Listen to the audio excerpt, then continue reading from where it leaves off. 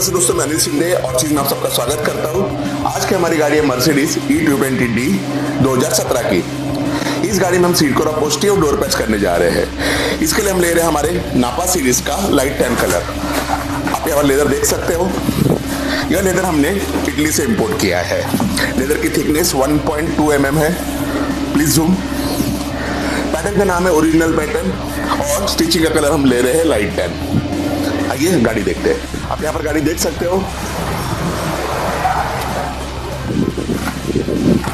गाड़ी की सीट की कंडीशन आपके सामने ही है। को ड्राइवर सीट भी आप देख सकते हो। इस गाड़ी में हम सीट को अपहोल्स्ट्री और डोर पैच करने जा रहे हैं, वो भी नापा के टैन कलर में। आइए बैक सीट देखें।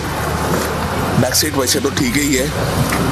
आप आगे प्रोसेस का वीडियो जरूर देखें। चैनल को सब्सक्राइब करें, वीडियो को लाइक और शेयर करना ना भूलें। Thank you very much.